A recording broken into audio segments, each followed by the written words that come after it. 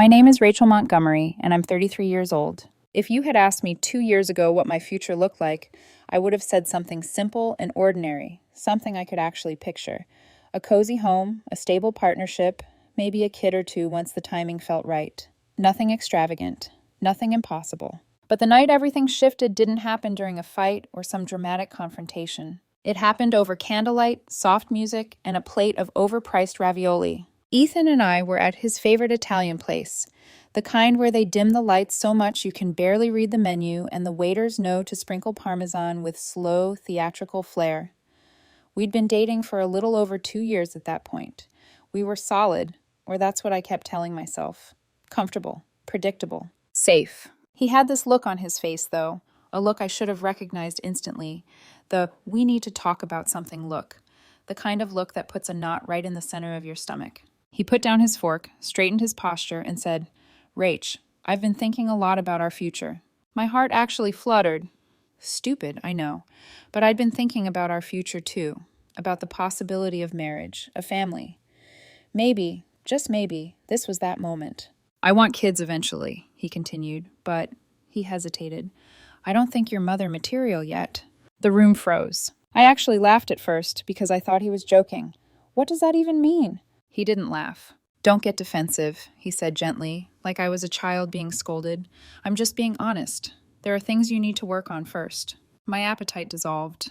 Like what? He pulled out his phone. That should have been my first real warning. Him pulling out his phone like he'd prepared for this, like this was a meeting, and I was an employee he needed to give corrective feedback to. He opened a note titled, "Requirements Before Kids." My breath hitched. "First," he said, scrolling, "your car.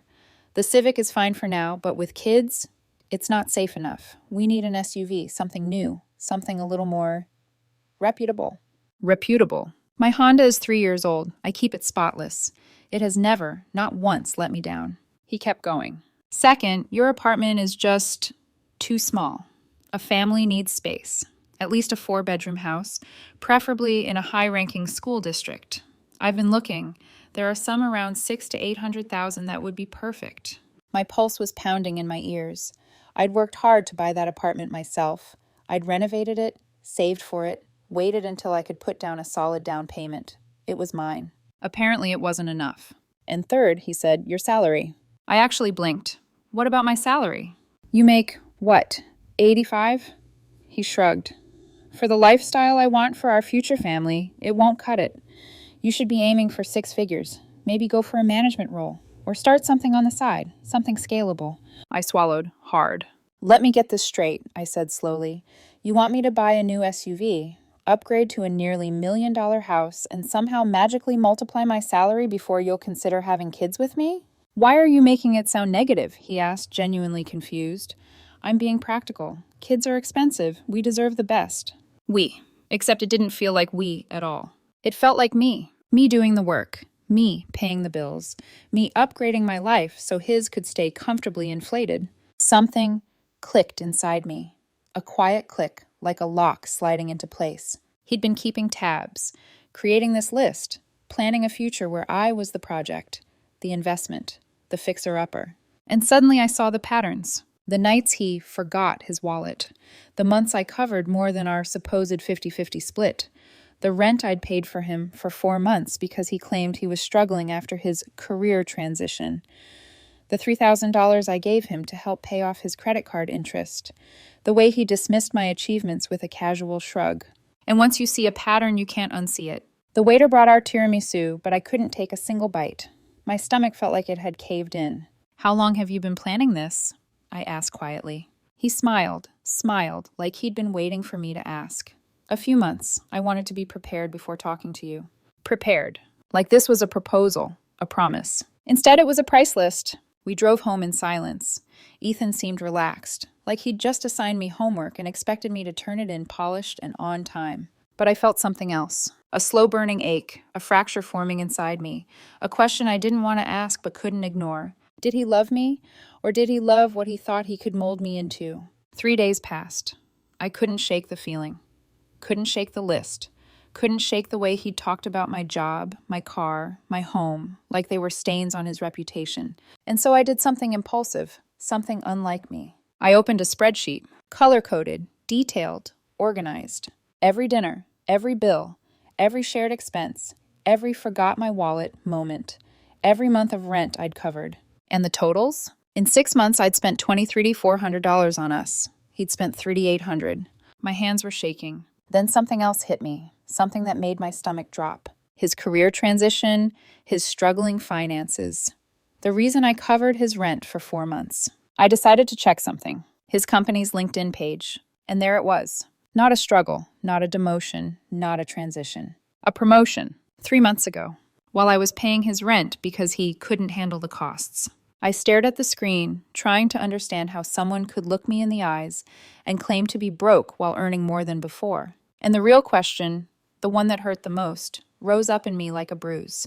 If he lied about this, what else had he been lying about? The next morning, I couldn't ignore it anymore. Ethan had always been a bit careless with money, but this was something different, something far more deliberate, something designed to take advantage of my hard work and resources. I gathered my courage, determined not to let the situation slide anymore. I had to confront him. The quiet, hesitant part of me that wanted to avoid confrontation and keep the peace had to be silenced. The reality was that if I didn't say something now, if I didn't draw a hard line, I was going to lose myself. So I waited for him to come home from work. He entered the apartment with a smile, his usual cheery self, as if nothing was wrong. "Hey, Rach, how was your day?" he asked, setting his briefcase down by the door. I didn't answer. I couldn't. Not right away. I had to keep my voice steady to make sure I didn't lose control. "Ethan," I began, "we need to talk about the list." He froze, sensing something was off. "What do you mean?" I motioned to the couch. "Sit down." He did, looking at me with a mixture of confusion and impatience. "I thought we were past this. I already told you why we need these things for our future." "No, you didn't," I replied, taking a deep breath. "You didn't explain why you need me to pay for all of it. The car, the house, your salary expectations. You didn't explain why I've been covering all our expenses for the last few months while you've been, what, saving up for the future?" Ethan's eyes darted away, then back to me, defensive now. "Rach, I'm doing this for us. For our future, you know? It's not about me. It's about us building a life. If you want kids with me, we need to have security. We need to be ready." I clenched my jaw, forcing myself to remain calm. "Then why did I have to pay for your rent for 4 months? Why did I cover your credit card debt?" I pulled out the spreadsheet I'd made, a cold, calculated map of every penny spent, every bill paid. Ethan's face dropped when he saw it. The numbers weren't easy to ignore. I tapped a finger on the spreadsheet. "In the last 6 months, I spent $23,400 on us. You spent $3,800. You make more than me, and yet you've been treating me like I'm the one who's supposed to cover everything. How long have you been planning this?" He stood up quickly, his face reddening. "I didn't think it would be this big of a deal, Rachel. I'm doing this for our future, okay? This is what I think we need. You don't understand how expensive life is when you want a family. How else are we supposed to—" "You're not listening," I interrupted. "It's not about the future. It's about now. You've been lying to me, Ethan, for months. And I'm tired of pretending everything's fine while you've been manipulating me into paying for your life. You've been using me, and I didn't even see it until now." His expression changed then, anger flaring up in his eyes. "You're twisting everything I said. You're blowing this out of proportion. I'm just trying to make sure we're set up for success." I shook my head, feeling a growing pit in my stomach. "I'm not twisting anything. You're using the idea of a future to get everything you want, Ethan. You're not asking me to build a life with you, and you're asking me to fund your lifestyle while you sit back and wait for me to make you ready." He shook his head, a bitter laugh escaping his lips. "This is ridiculous, Rachel. I've been nothing but practical with you. But if you can't see that, if you can't see what I'm trying to do here, then maybe we're not on the same page at all." I could feel the weight of his words pressing on me, trying to make me doubt myself. But I wasn't going to let him. "No," I said firmly, my voice shaking with a mixture of anger and disbelief. "You're not being practical. You're using me. I've been carrying this relationship, Ethan. I've been carrying us." He opened his mouth to argue, but I raised a hand. "No, don't even. I've had enough. You need to figure out what you're really looking for, because this isn't a partnership. This is a transaction, and I'm done being your ATM." He didn't say anything after that. He stood there, eyes wide, like he'd just been hit with a reality he wasn't prepared for. I didn't give him the chance to recover. I couldn't. I turned to grab my purse, my hands trembling as I grabbed my coat. "You can keep your list, Ethan. and I'll keep my dignity. I walked out before he could stop me, my heart pounding in my chest. For the first time in months, I felt a sense of clarity. I didn't know what the future would look like without him, but I knew one thing for sure. It would be better than anything he could offer me. The days after the confrontation were a blur. Ethan didn't reach out to apologize, didn't attempt to explain himself. I didn't know if that was his pride talking, or if he was just too embarrassed to admit that he'd gotten caught. Either way, I couldn't bring myself to care about his excuses anymore. The damage was done. Peace. I hadn't realized how much of my life had revolved around Ethan until I started reclaiming it. I spent my evenings in silence, watching old movies or reading books I'd left on the shelf for too long. For the first time in months, I wasn't thinking about the bills, the rent, or the next step we were supposed to take. I was just living, and it felt good. But then, one afternoon, I came home to a note on the door. "We need to talk, Ethan." It was short, to the point. And as much as I wanted to ignore it, to block it out like I had before, I knew I had to face this head on. I wasn't the same person who had walked out of his apartment 3 days ago. I had changed, and it was time to make sure he knew that. I took a deep breath, unlocked the door, and stepped inside. Ethan was sitting on the couch, his head down, like he was waiting for me to walk in. His shoulders tensed when I closed the door behind me. "I didn't know what else to do, Rachel," he began, his voice tight. "I've been thinking about what you said, and I'm sorry. I know I messed up. I know I didn't handle things the right way." I didn't say anything at first. I just stood there, staring at him. His eyes were pleading, his hands trembling slightly. But I didn't feel the usual urge to comfort him. I felt empty. Like his apology wasn't enough. And honestly, it wasn't. "You don't get it, do you?" I said, my voice cold. "You didn't just mess up. You've been using me, Ethan, for months, maybe longer. This whole time I thought we were building something, but you were building your future at my expense." He opened his mouth to respond, but I raised my hand to stop him. "No," I said firmly. "You don't get to fix this with words. I've been paying for your rent, your bills, your lifestyle, while you've been telling me I need to do more, be more. And all this time I thought we were in this together. But it wasn't a partnership, it was a one-sided deal." He stood up now, his expression softening with regret. "I didn't mean for it to go this far, Rachel. I didn't. I thought we were just planning for the future, and maybe I didn't realize how much I was leaning on you." "You didn't just lean on me," I replied, my heart pounding. "You depended on me, and I let you. I let myself believe that if I gave enough, worked hard enough, that it would all pay off, that we'd be happy.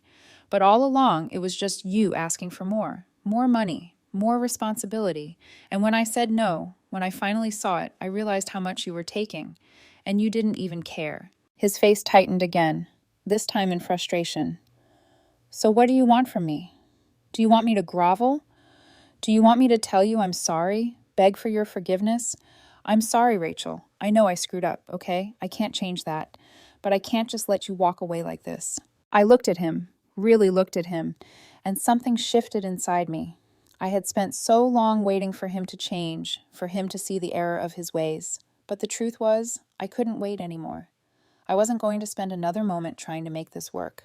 Not for him, not for me, not for the version of us that had only ever existed in my head. "You don't get it, Ethan," I said, my voice quiet now, but resolute. "You had your chance, and you blew it. This, us, was never about love. It was about convenience for you. You didn't care about what I needed, what I wanted. You cared about how much I could provide." His face fell. I could see the hurt there, the confusion. He reached for my hand, but I pulled away before he could touch me. "I'm done," I said, the finality of it settling into my chest. "I'm done trying to make you see what you've done. I'm done feeling guilty for wanting to be treated with respect. I've given you enough chances, and now I'm taking back my life." I turned and walked toward the door, not looking back. I could hear him calling my name, but I didn't stop. I couldn't, not anymore. The silence in my apartment felt like a weight, but it was a weight I could finally breathe under. There was a freedom in walking away from someone who had taken everything from you. There was a relief in letting go of the person who never saw you as a partner, but only as a resource. And it was in that silence that I realized the hardest truth of all. I had been so afraid of losing him that I'd forgotten what it felt like to lose myself. I was done losing. Done giving. Done hoping. The days following that final confrontation were a whirlwind. At first, I couldn't believe I'd actually done it. I had always prided myself on being practical, on making decisions based on logic, not emotions. But for once, I had let my heart take control, and it felt like the right choice. I wasn't just walking away from Ethan, I was walking away from everything he represented: the manipulation, the constant demands, the feeling of being trapped in a relationship where my worth was tied to how much I could give. But as the days passed, reality started to settle in. There were moments when I felt the absence of him more than I wanted to admit, the empty space where his presence used to be, the way the apartment felt quieter, lonelier, without his chaotic energy filling it. But even those moments were fleeting, fading quickly as I reminded myself of why I had made this decision in the first place. And then there was the call from his mother. It was early one morning when my phone rang. I didn't recognize the number, but I had a sinking feeling in my stomach. I almost didn't answer it, but something told me I should. "Rachel?" Her voice came through, strained and tight. "It's Ethan's mom. I think we need to talk." I froze, my mind racing. It was the last thing I needed. I wasn't ready to deal with his family, with their pressure and their guilt trips. I had already done enough emotional labor in this relationship, but I took a deep breath and forced myself to stay calm. "I'm not sure there's anything left to talk about," I said quietly, my fingers curling around the phone. "Ethan and I are done. I think that's pretty clear." She sighed, the weight of her disappointment hanging in her words. "Rachel, I know you're upset. I get it. But you've got to understand, Ethan has been going through a lot. He's trying to figure things out. He doesn't know how to handle the situation, and now what you're doing, it's really hurting him." I closed my eyes. It was exactly what I expected. They were going to paint me as the villain, as the one who didn't understand. They always did. "You think this is easy for me?" I asked, my voice stronger now. "You think it's been easy to realize that I've been carrying the weight of this relationship alone? That I've been paying for everything while he sits back and waits for me to prove myself to be worthy of starting a family with him?" I heard her pause on the other end of the line. "But Rachel, he loves you. He does. He's just afraid. Afraid of not being able to provide. Afraid of failing." I shook my head even though she couldn't see me. "If he loved me, he wouldn't have put a price tag on our relationship. He wouldn't have treated me like I was a stepping stone to the life he thought he deserved. I'm not a means to an end, and I'm not going to let him use me anymore." She fell silent. I could hear the weight of what I said sink in. And then she sighed again, a long, drawn-out sigh, as if the conversation had already been rehearsed 100 times in her mind. "I know," she said softly, but I think you're making a mistake." "I don't think so," I replied, my voice firm. "I've been the one who's been wronged here, and I'm done letting him manipulate me. It's over. For good." I didn't give her the chance to respond before I hung up. The weight in my chest felt a little heavier after that conversation. It wasn't just the pain of losing Ethan, of realizing I had invested so much into a relationship that was never really a partnership. It was also the guilt of letting go of something that had once felt so promising. But I couldn't afford to keep doubting myself. I had made the right decision, and I needed to stand by it. Later that day, I got another call. This time it was from Ethan. My heart dropped when I saw his name flash on my screen. I had braced myself for this moment, but now that it was here, I felt a wave of nerves wash over me. What would he say? How would he try to manipulate me this time? I answered the call, my voice steady but guarded. "Ethan?" "Rachel," he said, his voice low, almost pleading. "I don't know what to say. I've been thinking about everything. What you said about me using you, about the list, I get it now. I really do. I was wrong. I've been wrong this whole time. I'm sorry. I know I've messed up, and I want to fix this. I'll do whatever it takes. Just tell me what you need, and I'll do it." I could feel the desperation in his words, the rawness of his guilt, but I didn't feel sorry for him anymore. I didn't feel sorry for the man who had broken me down piece by piece, making me question my worth for so long. "No, Ethan," I said, my voice shaking with a mixture of sadness and resolve. "You can't fix this. You've had your chance, and you've used it to tear me down, to take everything I had to give without ever truly giving back. I'm not your project, Ethan. I'm not here to fix your life, and I'm not here to be your ATM either." He was quiet for a long time, and when he spoke again, it was almost a whisper. "I don't know if I can live without you." I felt my throat tighten, but I didn't let the tears come. Not now. Not when I had already made it this far. "You'll have to figure that out on your own," I said, my heart aching. "I'm done, Ethan. It's over." I hung up, but this time I didn't feel the weight of his loss. I felt relief. For the first time in a long time, I felt like I was finally in control, like I was finally free. The silence that followed felt like a breath of fresh air. The next few weeks were hard, yes. There were days when I missed the good parts of our relationship, the moments when he wasn't just using me. There were days when I felt like I was drowning in the reality of being single again. But those moments passed, and with each passing day, I felt more and more like myself. I focused on my work, reconnected with friends, and took time for myself, time I'd neglected for far too long. I started going to therapy, something I'd avoided for too long, too afraid to confront the underlying patterns of self-doubt that had led me to stay in that relationship for as long as I did. I started healing, slowly but surely. And as I sat in my apartment one evening, looking out the window at the city lights, I realized something important. The right partner doesn't just build a life with you, they build it with you. They don't make you feel like you're the only one investing, the only one working for a future. The right partner doesn't treat you like a tool for their own personal gain. And I finally knew that I was worth so much more than that.